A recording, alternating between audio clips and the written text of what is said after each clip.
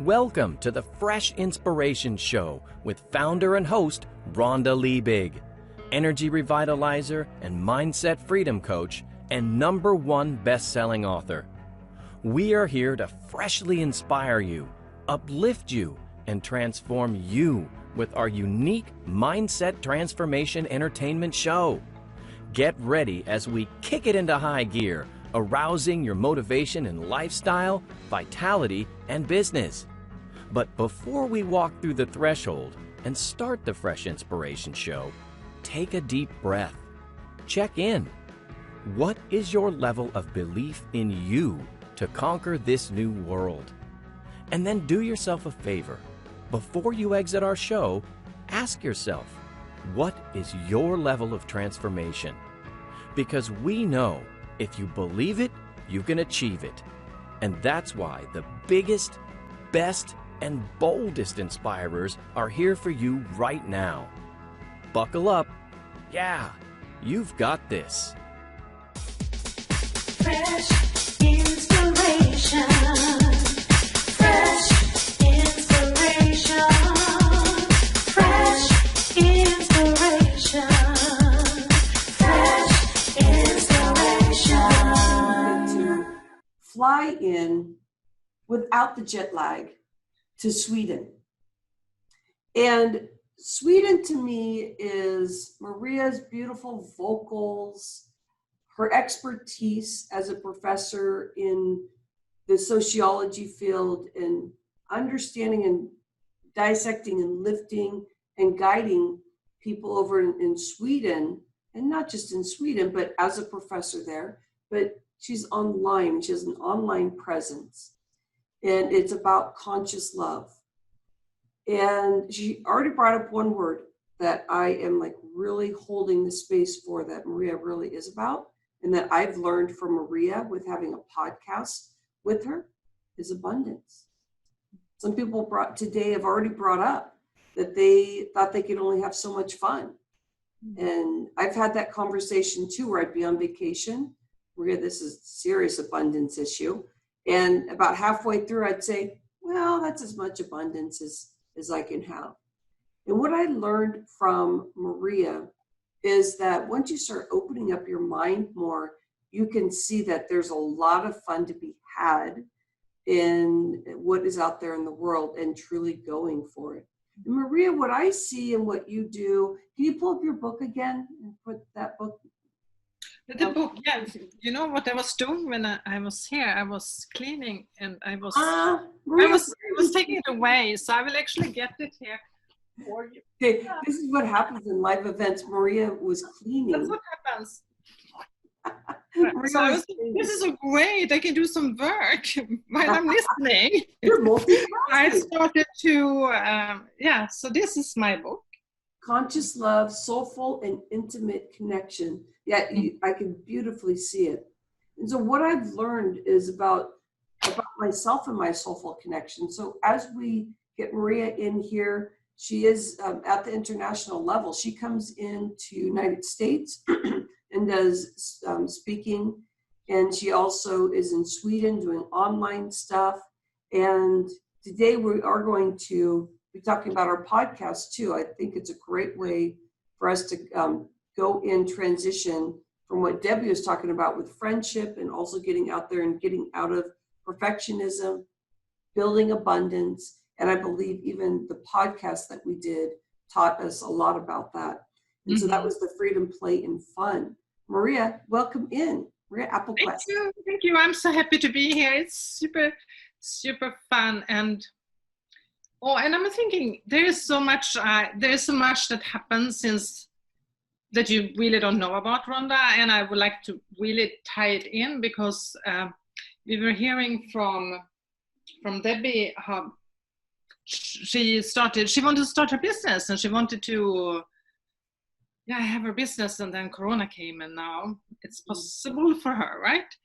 And that is the person I was for many years also. Is I wanted to start my business, and I was having my job, but I never wanted to start my business because of being bored and having a painful job. the reason I wanted to start my business was I wanted to make a greater impact in the world. And I realized as a doctor in sociology and the research I was doing was just not reaching people enough. And I realized also as a researcher, when I was communicating my results to people that needed to listen to it, they didn't hear. They wanted to create their own experience. So I learned something really important, and that is, we have to create situations where people can have their own experience. So if we expose them to situations where they can learn and grow, that's going to make them much better leader at work. Because what I saw in my research was that a lot of also positional former leaders were not taking responsibility for the work they were doing. They went to work because they wanted to have a salary, so they were bored. They just were doing it for having a job. Or maybe other reason. Maybe it was about feeling affinity with their colleagues. But it wasn't really about, I'm on purpose. This is who I am. This is why I'm having this job. And that really frustrated me as a researcher. I was puzzled by this. And that took me into the field of coaching. And I was one of the pioneers on professional coaching in Sweden. And I started also the International Coach Federation's national division in Sweden. I was on board of that. So I was a pioneer in professional coaching in many, many ways by doing coaching.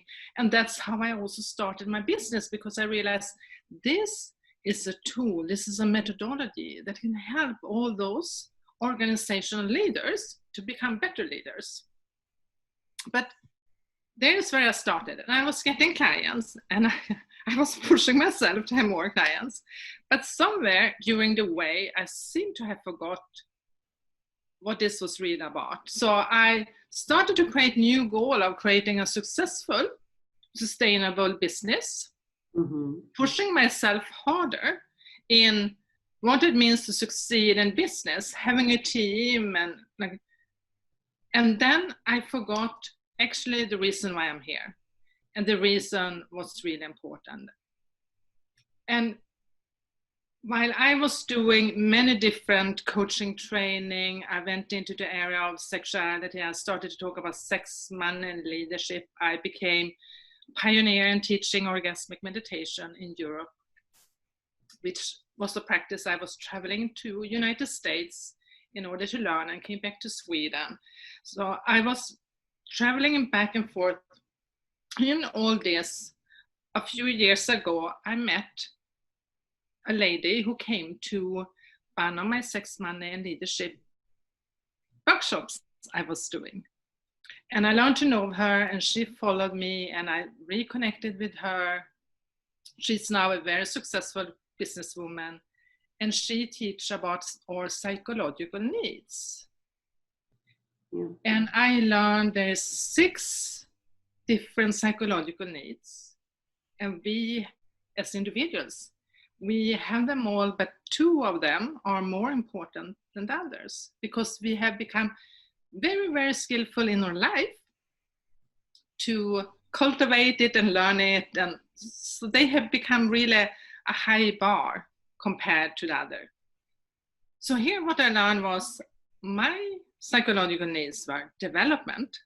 Wow, now I understood why I was starting my business, because that became a way for me to develop, learn new things, grow as a business owner.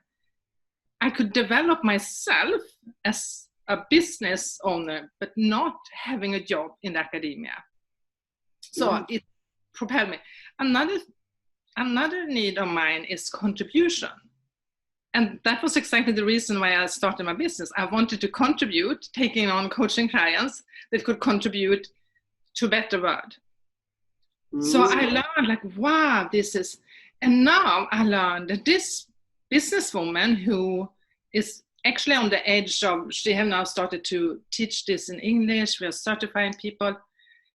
She need research, and that propelled me back into finding something meaningful with being at a university. So right now I'm actually also doing research around our psychological needs, and I think a lot of people's pain can be explained due to their having psychological needs that are not being met in their everyday life. Mm. So they are actually Yep. they are spending their time doing things that are not aligned with who they are. So for instance, I got a new boss at the university, and the first thing she told me was, Maria, you're understimulated. I want you to be a program director for our program leadership and organization. Mhm. And I was thinking like, that would mean I can't really work that much in my business any longer. I can take on my VIP clients, but I can't really push my business as I did before. But on the other hand, I get a chance to develop the curriculum. I get a chance to contribute to better teaching, a better education. And you know what, Rhonda? What really struck me was, I'm all about creating that aha moment so people can become more conscious. Yeah. And in the university, I'm impacting hundreds and hundreds of students every semester. In my business, there is a handful. Yeah. And I Well, realized that as long as my business is not impacting thousands of people, why would I give up my job? So I came to a conclusion, it doesn't have either or, it can be both. And there's where I am right now, and super happy of contributing to bring more attention to the psychological needs and helping, for me, that represents the next paradigm of really understanding diversity, not diversity in how we look like or where we come from or our culture or ethnicity or the language we speak, but actually our mindset. Because all these needs have a different way of communicating, and they have different turn-ons in life. So when we really understand these 6 different needs, we learn to understand that we have to communicate with people in order to meet them in their needs, but most people are communicating from themselves. And you know, that happens a lot of in sales conversation. When you're new in business, often you haven't learned to know your client's needs. So you're speaking from what you think is the problem, rather than actually doing the research and finding it out and using their own words. But here we learn that if someone who has collective needs like affinity, for them it's super emotional that we talk about feelings and how family is, what's going on in their life, what's truly important for them. Yeah. If you have development as your need, then you don't want to spend time with people who doesn't help you grow in some way, or like just chit-chatting. Right. So But- right, you want to come to an end result. Yeah. Can Yeah. you talk about the different needs? Yeah, I can mention them. Have you said 6? They are 6. They are Okay. 6. Let's start So with they that. are like, you can understand, like, so right now I'm also Toastmasters, right? So I'm doing a workshop where we're talking about what each need why they are coming to an organization like Toastmasters, because they have different needs. So if you have affinity, you want community, you want friendship, you want to belong in some way. Mm. So my son has affinity as his primary need. I realized when I moved from the North Sweden to South Sweden, it's a distance like from Sweden to Italy. So it's very, like, it takes me 12 hours with a car to go there. It was a violation to his needs. for him, it's all about family, you know, and mother is leaving the home when he was 18 years old because I thought he was grown up, an adult. Right? So I was a different person at that time. But I mean, today I wouldn't do it. But I didn't, if I had understood what now I know he has affinity. When I'm going there, I'm spending time with him. We don't need to say much. Just being around in his home and being available, and that's feeding his affinity need. So that's like affinity. that, because I have been with people that are like that. Like I like to be, I love my kids to be around. I don't have to talk to them, but the energy and the feel and the vibe, and that's what makes me happy. Yeah, okay, so for sure you have affinity. I think here we can understand also why some people stay in like the core family, like which you met your husband, you were young, you got kids, you're staying. You committed once, you still. It's affinity. Yeah, I was 29 when I met Jeff, and but there is something, there is affinity there, right? Yeah. I had development. I didn't find development in my marriage. So for me, when I wanted development, my husband complained and thought I should wait to go to university. Like he became an obstacle for my development. I just had to leave. Yeah. I didn't know it at that point, but now I can understand, like looking back, I understand, wow, that's why I left, because he became an obstacle for my development. And that's why I was taking a pride in being alone and doing my own development and growth, right? Because I was free. So that was development. So then development is number 2. And so anybody recognizing themselves in this, I know I'm a part of that, Maria, because my relationship over the 22 years has had to transform, because I know that my if this was going to stay as a pairing, that my development was essential, and that I'm not the person I was 22 years ago. So that would be what, like, development. Okay. So development, you're actually living to learn. So I realized, oh my gosh, I'm going to be a program director. I'm going to develop things, but I'm not going to learn anything. So I took on I've been to a 2-year alchemy training course. We have a super complicated, but I've been to a 2-year long course in alchemy, which is all about the mysterious, the mystery that came before science, with our big science. So that became my development. I signed up for the course because now I know I need it, right? So that kept me happy. And this is the important thing, is that when you understand your needs, you can see how you can direct your life that makes you happy. Because every time you're aligned with your needs, you're in flow in life, you get energy, right? Mm-hmm. So we come to the second one I have, which is contribution.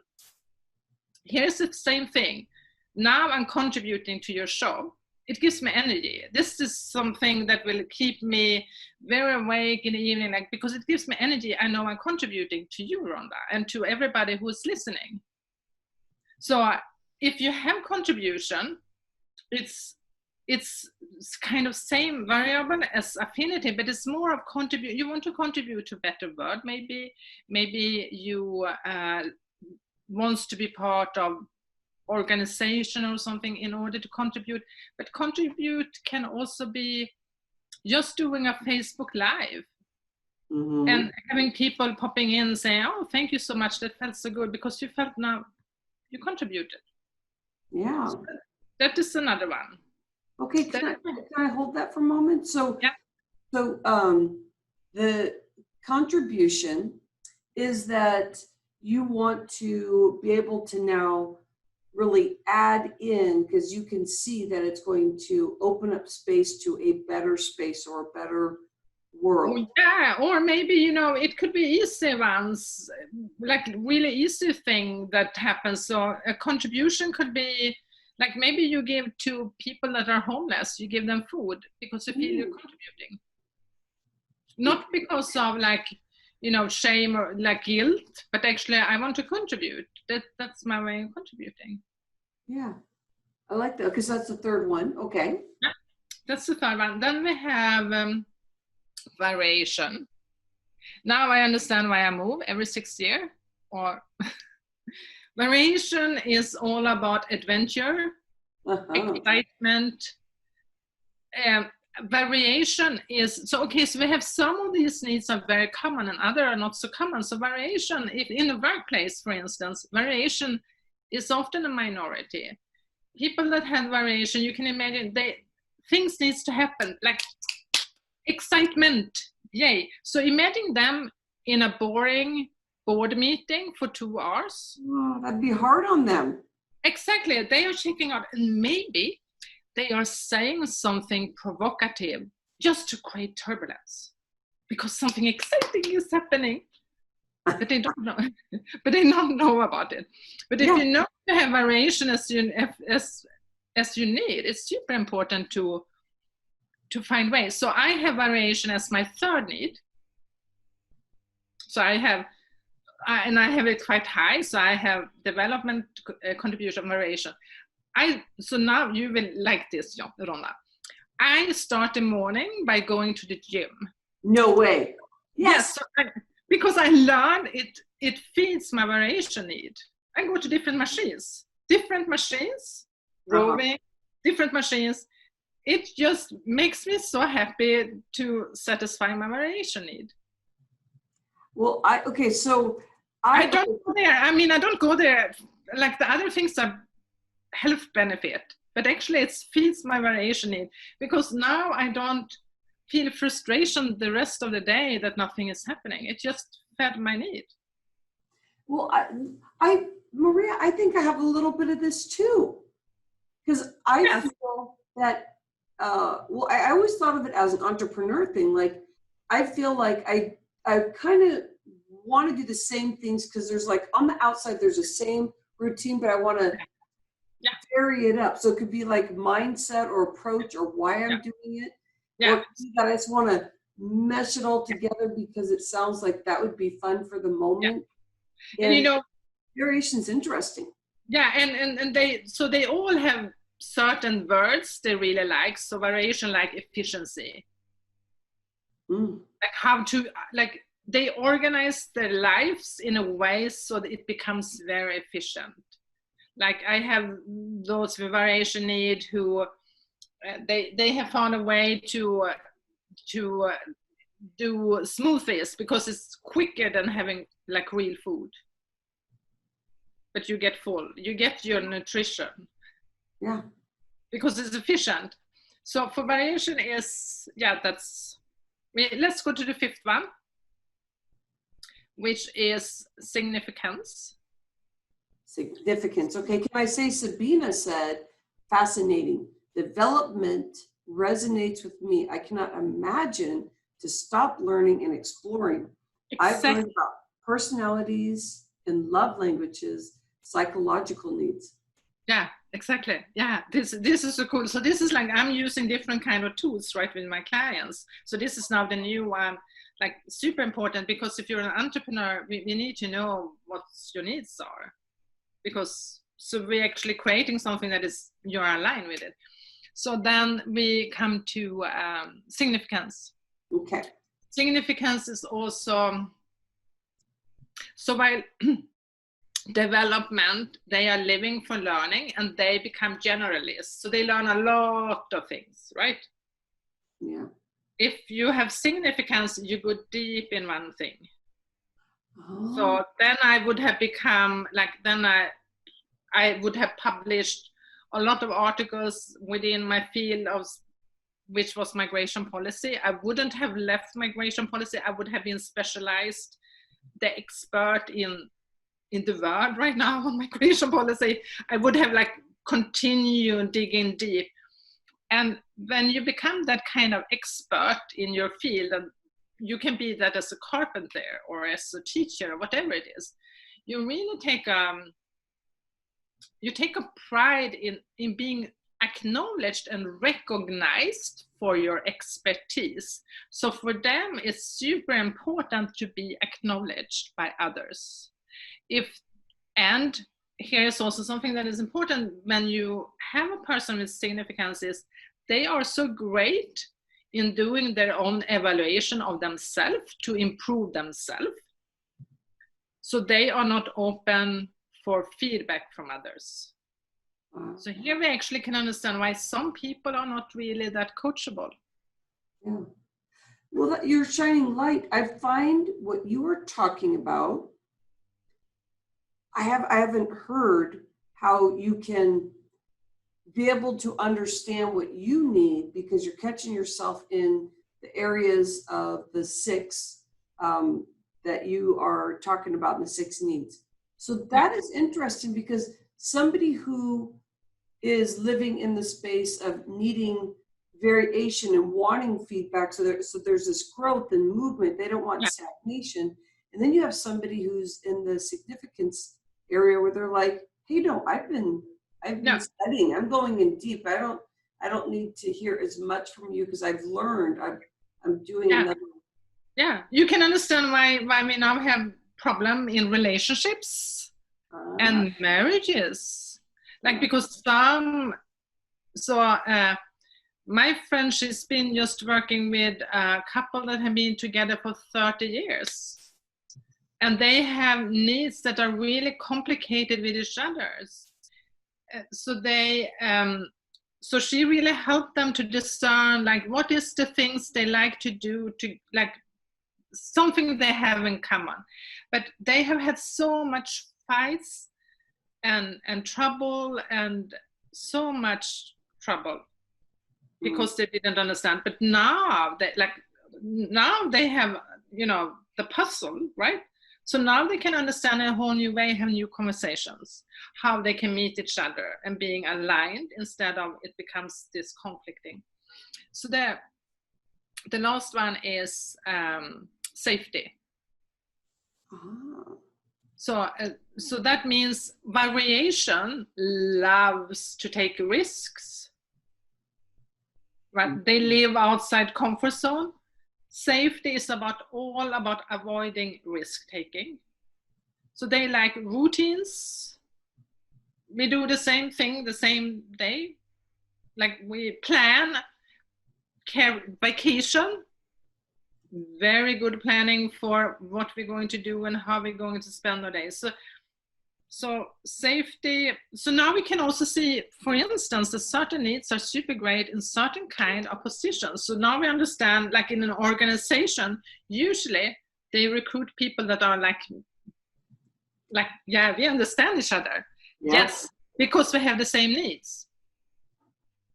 But now we understand that in order to have a thriving organization, we need to have people with all different needs being represented because they complement each other. Because the person who represents safety would probably be the most perfect administrator or controller, right? But imagine having someone with variation as a controller. It wouldn't. So now we can.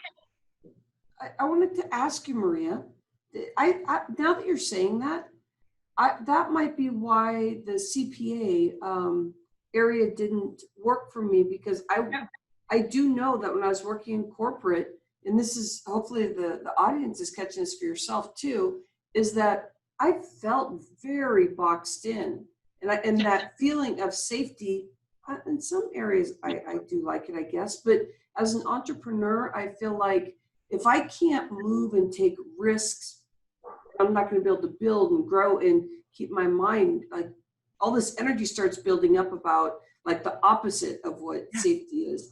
But I know I like a little bit of safety, but I think that's why I needed to get out of corporate. There's just too much structure for me there. Exactly. So this is like everything. So the whole point here is like, when you are aligned with your needs, you're in flow like everything is easy. That's when you're doing things and you're just like, oh my gosh, the whole day. And I didn't notice that the whole day went. When you're doing things that are out of alignment with your needs, that's going to be very boring and stressful. And in the long run, it probably creates psychological problems, unhealthy relationships, and so on. And all that now we doing a research about, and we also writing a book right now about in order to make it more accessible to public. There is already a children's book written about it, because children have so much easier to understand it, that we have two superheroes, one on each. So the superheroes you have can actually also be in conflict with each other. Mhm. So you have your own inner conflict. Oh, I love that. So Sabina was asking, so she goes, so like love languages, do Yes. you attract an opposite in your partner? Well, when it comes to love languages, I think it's important that you have someone who match your love language in a way. So for instance, I have touch as my love language. And now I'm in a relationship with a partner who has touch. I never had that before. And it's super cool because we are the whole time we in the same room, we're touching each other. Like if we, even though we're sitting and working, we're touching the feet or the arms, we're touching. Yeah. So the love language, it has the same kind of sense in the sense that you have to be filled in your language, and that, and in particular for having touch, I think it's more important. But so my son, he has, for instance, being of service. Mm-hmm. So when I'm coming and visiting my son, he's cooking all food for me, right? So I'm just sitting there and he's serving me. He's bringing food to me, being of service. I love that. Yeah.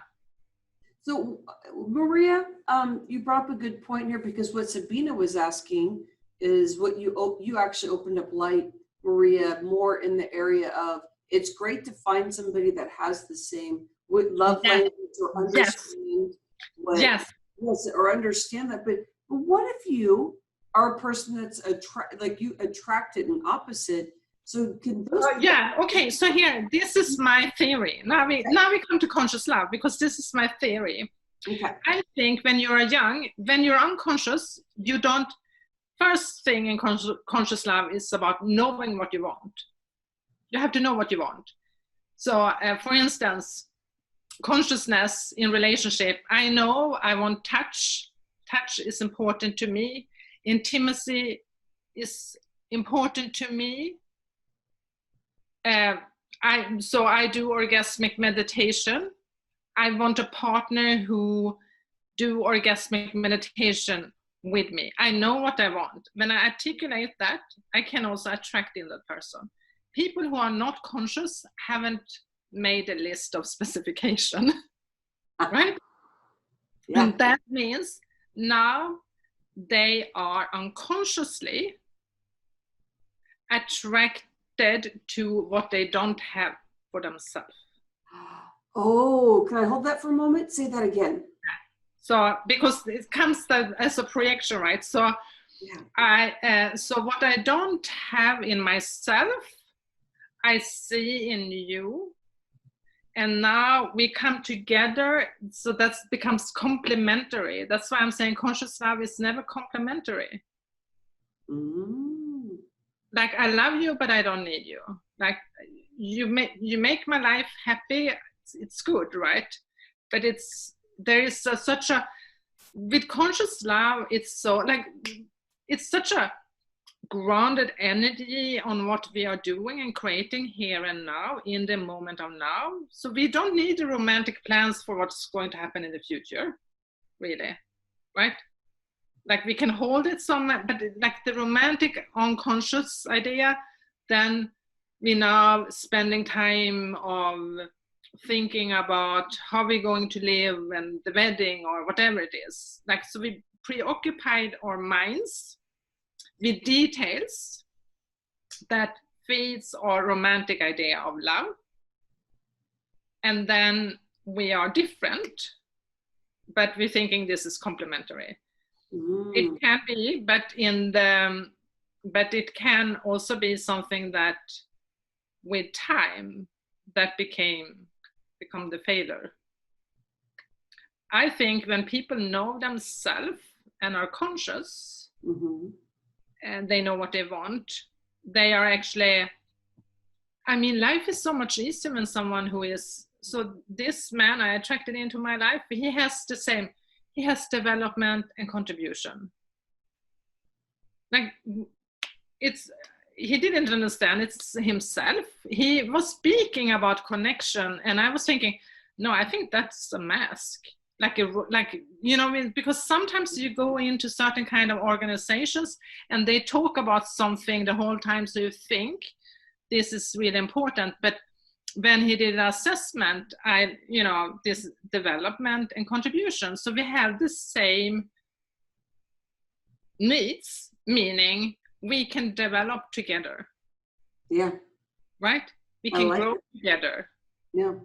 So we can contribution. We have the same mission in life, all about embracing the feminine power. We're just doing it in different ways, but like that's our contribution to the world. Embracing feminine power, believing in the feminine, like power, the priestess, right?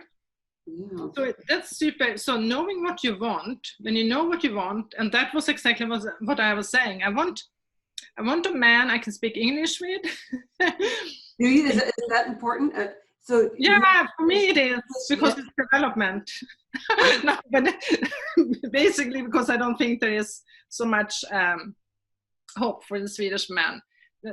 That was probably not very nice and polite, but I think I just wanted to open up for better possibilities for myself. So I was saying, man I speak English with, he loves to do orgasmic meditation, he travels a lot and is financially free. He was delivered here a couple of weeks ago. And now we are like in the, like, you know, for the first time in 25 years, I took a boyfriend home. My son has seen a boyfriend, someone like, this is mother's boyfriend. Yeah. Like, so it's super fascinating what happens. So knowing what you want, first thing. Okay. Second is having shared values. So again, the values, so since the psychological needs is the bottom of everything, often in coaching we talk about values, but values are expressions of your needs. Okay. Right? So you can have values of adventure, for instance, but that's just, under that you have the beneath of variation. Oh. Right? So you have values of traveling. Well, maybe the need is variation, or you have values of community building. Yeah, maybe the need is affinity. Right? So having shared values becomes the next thing. And the third one, so this came all from, like, in the interviews I was doing with the couples. I was asking the same questions to all couples. The 9 elements I'm sharing now, they came as a result from it. So they were all talking about it, but in different ways. The third one is, you have to own your own shit. Oh, no way. You got to own your own shit. Yes. Woo! So again, right, so we're not blaming, or we're not going in defensive mood, or like, no. So here I'm going to give the example what happened, which is connected to another one, is, so I was triggered by something. A friend of mine wanted to date him, and I said, well, you know, And she asked me of permission, and I said, well, if it's your desire, like it's a free word. That was my response. Yeah. And then she was pursuing it, and I was sort of triggered. But the good thing is that opened up for deepened conversation and communication between us. So we could be more about speaking about what we truly wanted. And if this was a presumptive partner for him or not, right? And my role in all this. So that opened up for a whole new conversation. And then he told me, actually you should be really grateful because of that. We came closer to each other, and that's true, right? But it's also what he said, you have to own it because there will be more women like her, right? Mm-hmm. So it's about me having such, like, I have to, so my programming was, I'm going to be abandoned. Mm-hmm. Like, she's going to take him from me, or like, I don't know what fear came up, but something there. So he said, you have to, so when I just noticed that, okay, so there is something here about, there will be more, but now I know I can trust him, right? So yes, come here and try.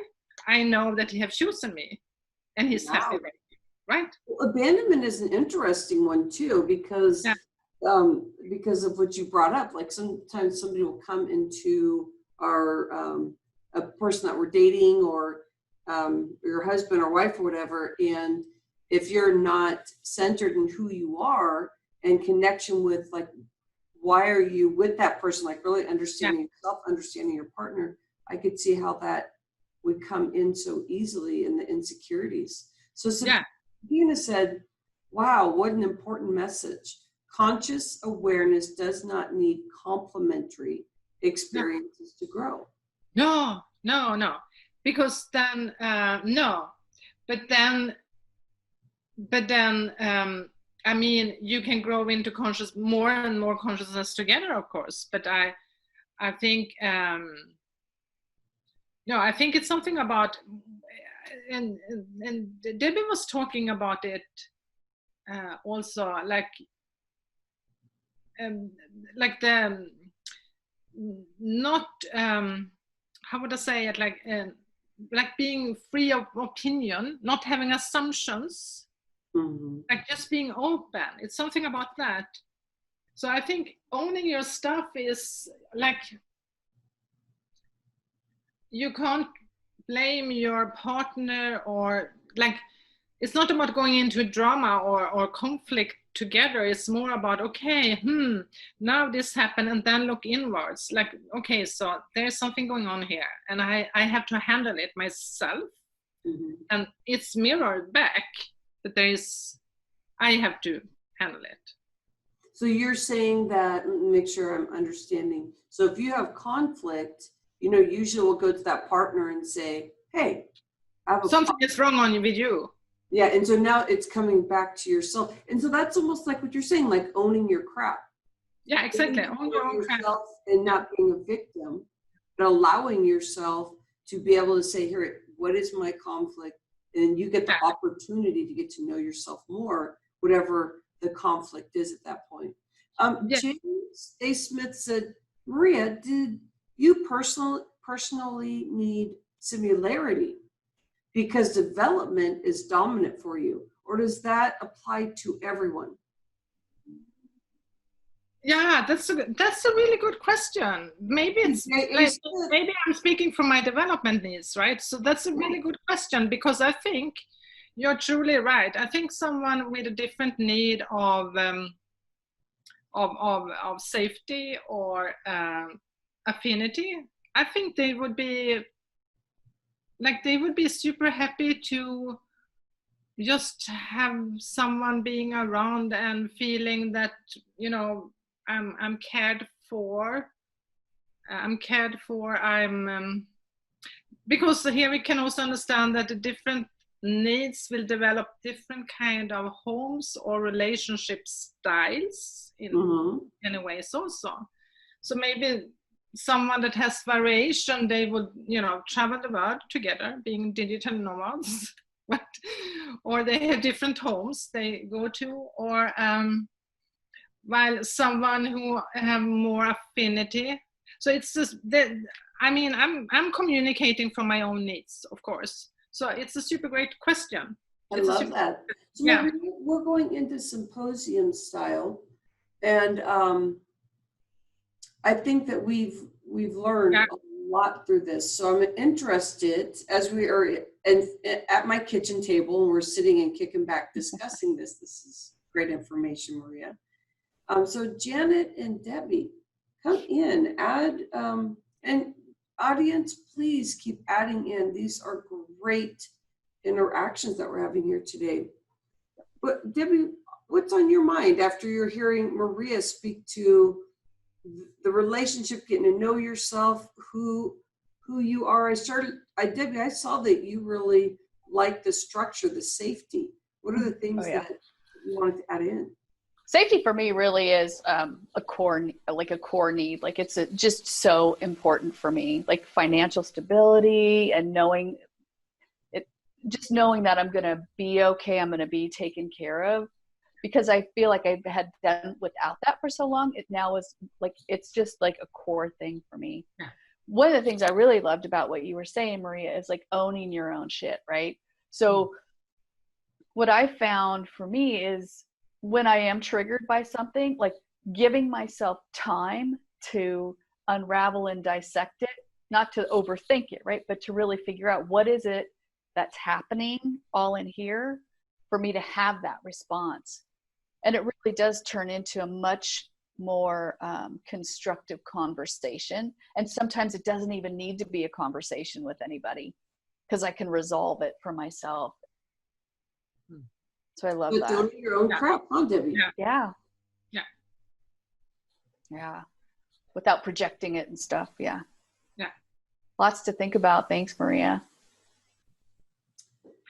Yeah, I think one of the things that's blocking people from really creating more intimate relationship, that's the inability to feel desires and speak desires. And I think that's the greatest challenge for most couples.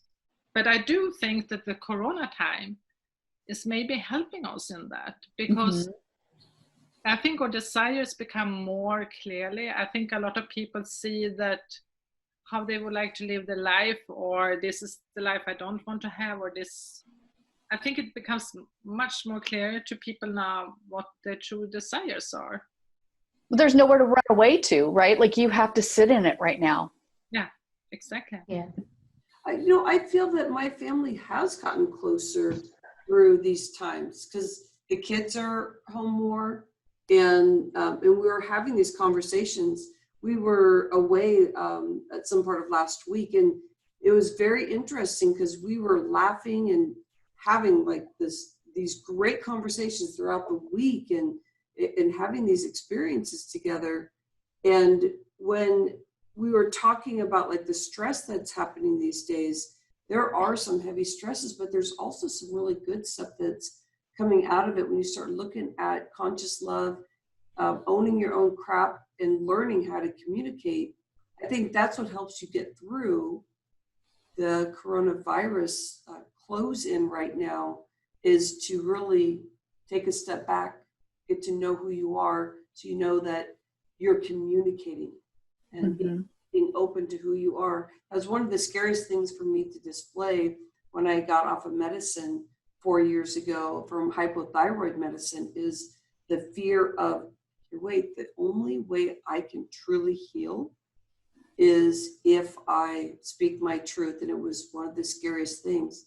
Maria, with you speaking about the different areas, I saw myself in almost all of them. So what I want to do now, when we're done with the inspiration-a-thon, and I'm thinking community, I'm thinking you may want to do this too, is write down the things that Maria talked about, and kind of rank yourself in like of importance. And Maria, I bet you have some type of exercise like this, because I felt like I was getting to know myself even more as we're going through each step, because safety was, I know, is one of mine, but it wasn't like at the top priority. So if we can see, you know, what I learned, that if I can see what layer I am at things, I can communicate better, and I can share with my husband that he is a CPA and that really fits him. So that's the safety. And so how can I work the stuff that you taught today to be able to see, well, how am I making that work? And how does that fit in with, you know, in the future where things are going? And April Wall said that she's loving this stuff. She says, thank you, I'm loving this, Rhonda. Yeah. Yeah, my and that's why I'm giving my time and energy, and also went back or focus on this in the university. Now I have 2 colleagues that do research. I have secured that if I'm leaving, there is 2 people that will continue working on this, and I want this to reach the world. And It really needs to. Started. I know, like the Swedish army defense industry. What do you say? The army, yeah, corps. Mm-hmm. Yeah, army. They were the first. That's one of the biggest organizations in Sweden that worked with it, and because they need to have everybody, right? Yeah. Everybody needs a place in that organization, and I know that they are in conversations with some really big American companies also. Wow. Yeah, Janet, what did you think about this relationship? Were you growing as we were talking about this, thinking about some stuff for you too? Yeah, all of it resonates so much, and it's inspiring me to redo my list. I'm in a very different place than I was 7 months ago. Literally, like I can't even explain the transmutation I've gone through, and part of that is like conviction around self-governance and my worth, and that I don't need to be validated on my own validator. So I am going to redo my list. And I actually have a question, Maria.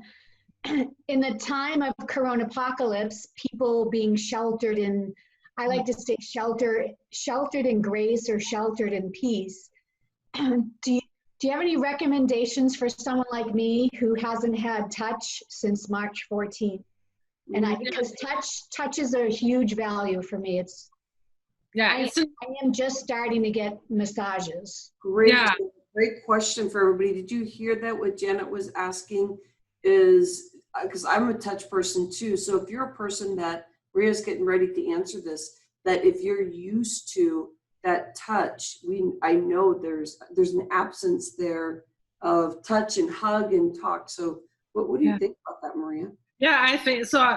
I know that you're in a country where there is a totally different lockdown compared to here in Sweden. So I've been going to, so we don't have the lockdown in the same extent. So I've been going to massage therapist, or I do something called totem, which is a specific treatment the whole time since Corona. But the interesting thing is the man I was talking about, he actually challenged the whole situation by leaving the United States because he didn't want to be in a lockdown state, and discerned Sweden must be the country where there is freedom. I'm going to Sweden.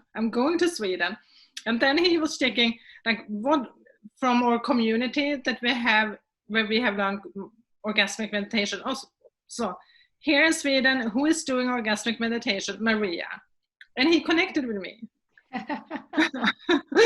And he came, like, so I said, okay, good, I pick you up in Stockholm, you can come to me in Malmö, you can stay as long as you want to.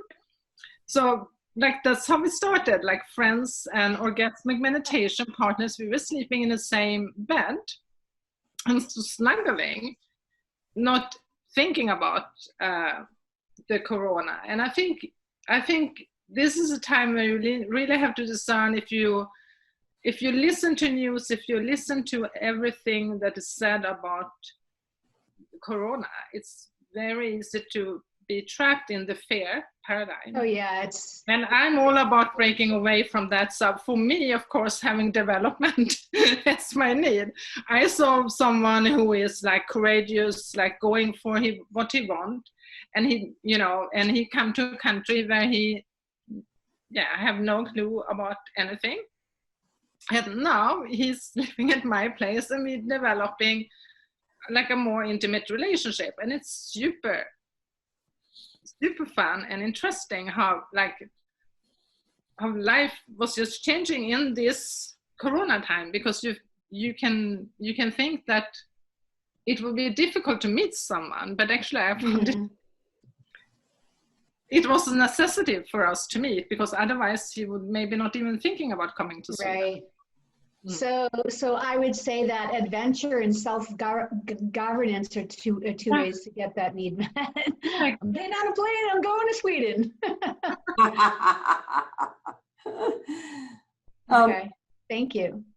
Maria, where can people catch up with you? I want to make sure that they catch up. Yeah, so I think one of the easiest things is to get on my list.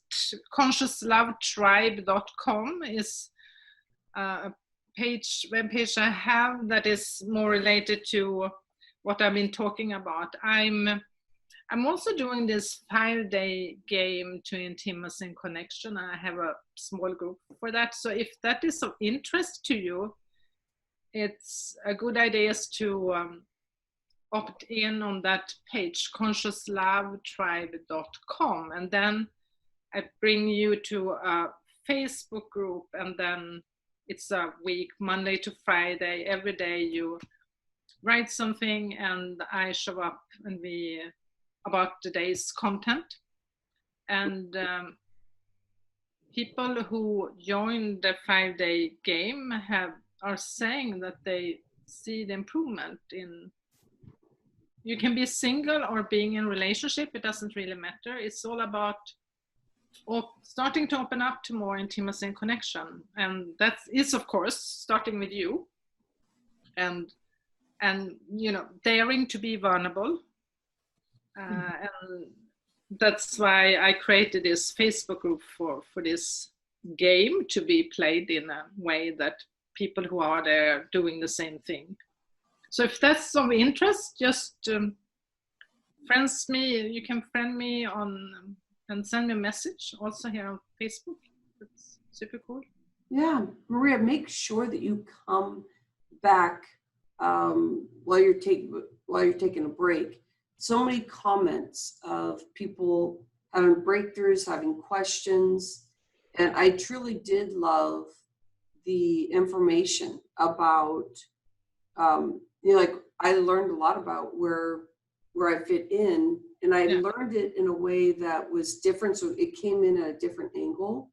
And so that newness to me is that's the way I love to learn. So I don't like to go like totally deep in one direction. I really think of it as like, how you said you start your day with a workout. I feel like my whole life is like that. Like I like to come in different directions, because I feel like when you're bringing in different ways to learn, that that whole thing becomes deep, because you can use those tools surrounding that. And I guess that has to do with change also. Like, okay, I've learned enough about that. Now what else, Yeah. But Rhonda, that is exactly your way of speaking about it. You're actually speaking the development need when you are describing this. Like, that's what I like. You're speaking it. And I think probably that's why we have had podcasts where good friends, we have needs are aligned. And that means it's natural. It's, how it is with some people, you meet them and you become friends forever and it's easy. And I think that's how it is with Rhonda and myself. But I met in network environment also people that we connected during the event, but it never continued. And I think it is because somehow in the bottom end, we have very different psychological needs. And that's why there is not the natural alignment. Sabina Cork Schroed, she said that she actually wants to talk to you. There's a a thing I think she's running that she is thinking you can add in that would be excellent. And she's also Toastmasters. And she wants you to repeat the website. Yeah. consciouslovetribe.com.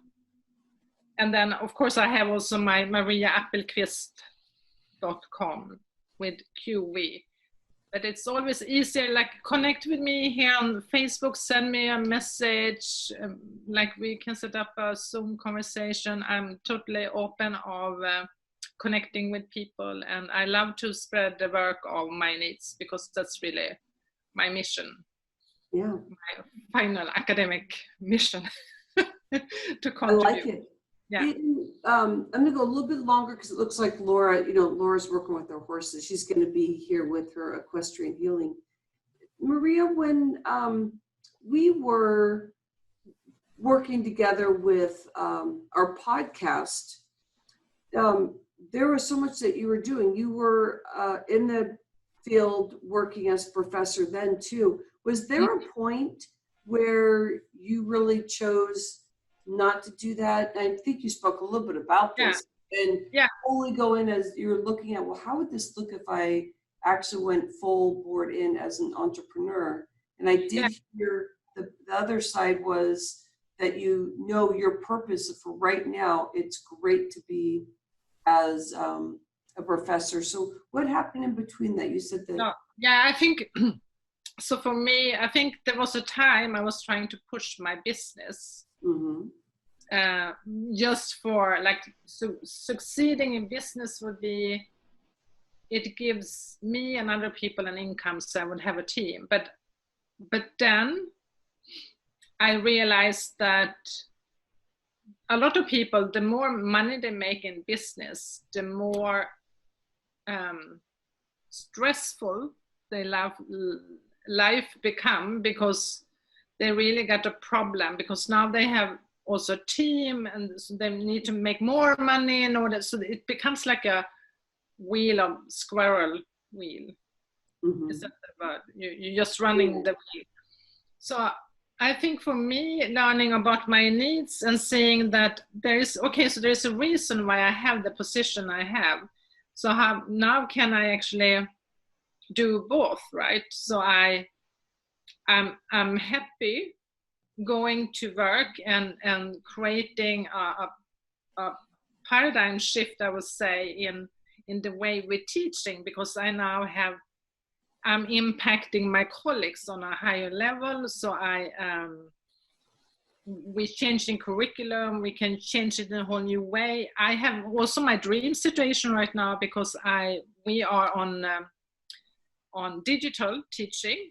So we will be, I don't need to physically be here in South Sweden. I can be wherever I want, because I'm now teaching from my computer. And since I have all the experience in that, it's super easy for me. I create so much better learning, I think, for my students. It's super fun. And my colleagues are struggling. So I'm seeing there is a lot of, it feeds my contribution need. That I feel like, yes, now I'm an asset in a whole new way. So, and meanwhile, I'm thinking more strategically now that how do I create a business where I can reach so many, hundreds and hundreds of people. So I'm impacting their life in the same way I'm impacting my students' lives. I love that.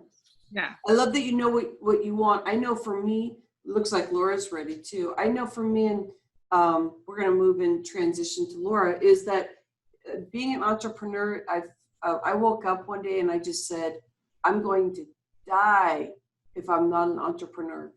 Yeah. And it was the feeling of the freedom, all the years of working and having the money flow in. It wasn't all just that. It was like, I want to go out there and I want the risk, because I know that if I keep doing and strategically do those things, that it's going to keep growing. So it's interesting. That's where I'm finding getting to know myself is really important. So it looks like Laura's ready. All right. Okay. So we are transitioning. Thank you, Maria. Thank you. Thank you, Maria. Make sure you get in that community and add your stuff. Tons of people are asking information from you. fresh